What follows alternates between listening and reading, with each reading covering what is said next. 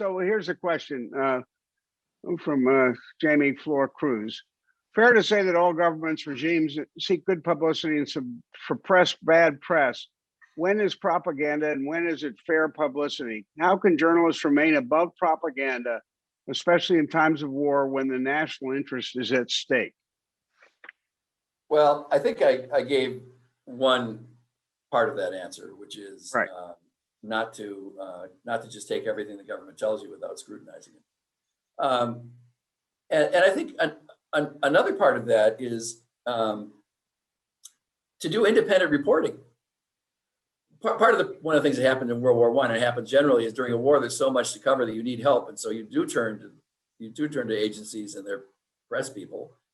And so, there are time limitations, but journalists need to be more independent when they ask questions, and they have to be willing to stand up. And we know in the Iraq War, which has now become infamous for the fact that journalists blocked the administration's point of view without seriously investigating charges of weapons of mass destruction. And as a result of that, they made it easier to go to war instead of being skeptical. Now, one of the things that has changed a lot in the last 100 years is that there's no longer a robust, in the United States, ethnic nationality press. And you paint this rich landscape of German language papers, French papers, Spanish papers, et cetera. And I wonder if you could talk to us about how the propaganda committee worked in the United States through those papers, and then do the other half of the equation, how the governments in other countries differed in their propaganda approaches. Right. So in a certain basic way, every country did propaganda, and every country did more or less the same thing. The Germans came late to the idea of doing film. The British came faster. Film as a form of propaganda. The CPI, here's something that may be interesting to all of us. The British passed something called the Defense of the Realm Act, which is so strict that even today you can use the Defense of the Realm Act to keep from the public what the canteen at 10 Downing Street is serving for lunch. I mean, it's very all-encompassing. Woodrow Wilson actually wanted something that was this has actually never been written about. I was kind of surprised when I saw this. But what he proposed, something called a censorship. He wanted a censorship act or provision. It was called a censorship clause in the Espionage Act, which gave him all the power that the Defense of the Realm Act had. Even members of his own party wouldn't go that far. Although it's interesting to know that the New York Times, the New York World, the New York Evening Post, and the New York American all wrote to Wilson offering to do something that came very close to the Defense of the Realm Act. They said they would buy it, they would go for it in order to be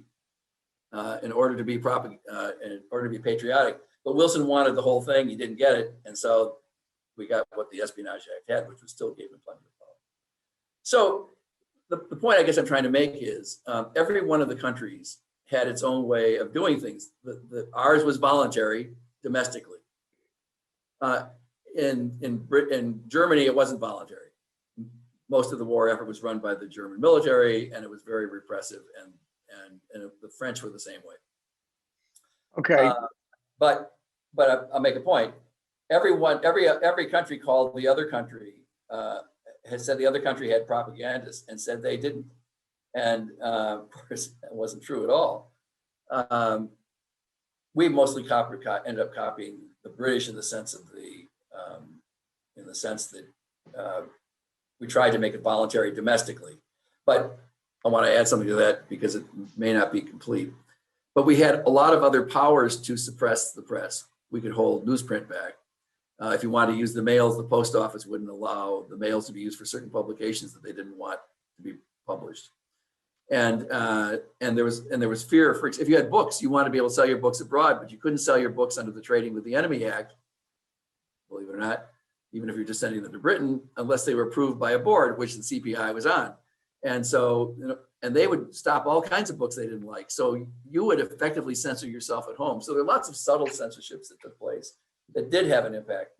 And because Creel was so over the top, he was very fiery and very intemperate. Editors were afraid of what he might do, because even the smallest thing that they would say that he didn't like, he'd some tiny newspaper in Duluth, and he'd bombard them with letters telling them they were unpatriotic. So that's that part of your question. The other part of your question was German Americans. The German Americans were controlled. First of all, the German Americans were by and large very patriotic. That's number one. Number two, in order to get mailing privileges, which is what they needed for German language newspapers, they had to go through the post office, which meant it became very onerous and they were worried about losing their postal privileges. So as a result, they censored themselves and went out of business. They had been the largest segment of foreign language publications in the United States. And at the end of the war, they had diminished to a very small number because they couldn't exist under the wartime conditions. So Bill Holstein wants me to follow up and say, here's his question.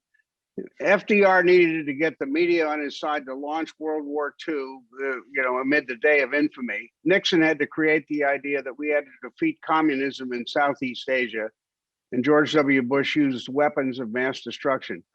What are the parallels with Woodrow Wilson? Well,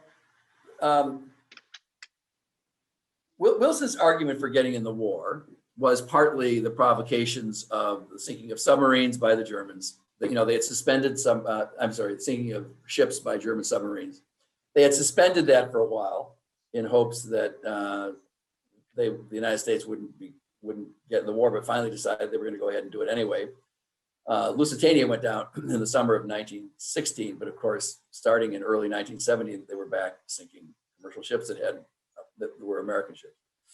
There was that provocation. There was a Zimmerman telegram, the famous Zimmerman telegram, which was intercepted and said that the foreign minister was Zimmerman offered to the Mexican government that they should work together, and if the Mexicans would invade the United States, then they would be partners with Germany, which, by the way, is a good example of German propaganda, because everybody thought that had been intercepted by Americans, but it was actually intercepted by the British, who were listening in on our lines and then gave it to us, but didn't tell us where they got it.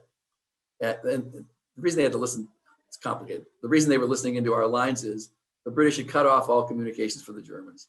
So they had to go through the German embassy in Washington, DC to get to Mexico. And we were tapping the lines. It's a long story. But anyway, we were being surveilled by the British. And so there are those two kinds of provocations. But the second thing for the second set of issues was for Wilson. He thought of this as a progressive might, which was we're going to help cleanse the whole world through progressive reform. And the United States entry into the war would lead to outcomes like the League of Nations, in which the United States in particular would take the lead in creating a new world order. And so his idea of going to war was one of doing a proactive good. That was his ideological impetus for doing this. It was then that was followed up with such bogus ideas as spies everywhere and all of that, which just helped reinforce the narrative of the insidious German. Now, okay, here we go. We have a question from Marcos Kounalakis, who said, it's a rather long one. It says, what do you advise your students when reporting on corruption and criminality in open societies like the USA or Western Europe versus closed societies such as China? How do they achieve reporting depth, avoid moral equivalence, and properly contextualize their work? In other words, is being propagandized and excluded as a journalist within closed societies worse, better, or the same as in open societies? I think that's a couple of questions, but. Yeah, well, I congratulate him on having a really difficult question to answer. Obviously, it's a lot easier in the United States to go after corruption because we still, most of the time, operate on a rule of law, and we have lots of paper trails and collect a lot of documents, and the system works fairly well. But in other places where the powers that be have enormous control over the apparatus of government, it operates at the whim of political interests rather than rule of law, it's much harder. But it's an interesting question about, I'm just going to take a little different tact on this. you know, in our own country, we're very concerned about rooting out corruption because it has to do with our own readers and our own people. We're interested in highlighting corruption overseas to the extent it's persuasive. If you're a foreign correspondent, you're mostly interested in showing and revealing what that society is like and how it operates. So in certain countries, we do a pretty good job today, I think, of showing how the Chinese government runs its country and the extent to which it's repressive and doesn't honor human rights. I think that story is told pretty well. Occasionally we get a case where somebody who has been a dissident, for example, is in the dock, and we can write about that story. But we don't generally go into another country and find out how their labor department is letting contracts, you know, without bidding. I mean, that's not something our readers would care about. So we don't usually get to that level. It's more of a countrywide, cultural, socio-political, maybe that's even the wrong word, but it's more of a bird's eye view of what a country is doing rather than looking at some specific case, unless it's a political case, like I say, a dissident or somebody who's famous, Sakharov, for example. That's a story we would go after. So I think this need for documents is somewhat different from domestic reporting and foreign reporting. Okay, so Bill Holstein has a sort of a follow-up on that. You've been a specialist on the role of foreign correspondents. How do you analyze the status of the networks of correspondence maintained by U.S. news organizations today versus previous periods? There are some places that still do high quality reporting abroad. The New York Times is a good example. The Washington Post is doing a better job than they were a few years ago. They now have money and they're out being aggressive. Wall Street Journal does a good job. So that's a positive. Obviously, the boutique kinds of news services we had, the wonderful boutique services with the Baltimore Sun or Newsday or Boston Globe, Philadelphia Inquirer, those don't exist anymore. And that's too bad because they weren't as heavy hitting as maybe the New York Times, but they supplemented it. The AP is doing a good job. I think a lot of people in the AP are concerned about how good a job it is, whether they should be using as many foreign nationals as they should be, whether they should be sending more people abroad. There's some people who are concerned that at the AP, you have too many visual people in charge of coverage rather than print people. But I think on the print side, you know, there are some places that still do a good job. I think on the television side, it's so depressing that I mean, I hate to say it's be publicly so publicly down, but you know, CNN. I remember I used to be abroad. I'd watch CNN for foreign news coverage. I wouldn't watch CNN for foreign news coverage today, ever. I mean, they have a few people abroad who do a little work for them, but it's nothing like it was. And the networks just aren't what they were in terms of foreign coverage. Now, there is, though, another side to this, and that's the third part of this, which is there are relatively new organizations that do a pretty good job of covering foreign news. Bloomberg is an example. And readers who want to know about what's going on abroad can go to specialized services. They can go to BuzzFeed. You have foreign news. You can go and actually, if you're willing to root around a little bit, you can find some very good sites with some very good information that has real reporting, not just curated news. So there's some hope there. But of course, then the flip side of that is there's all kinds of bogus news that's being put out. The parades is real news and it's confusing, and you've got to be pretty astute to figure out how to manage it.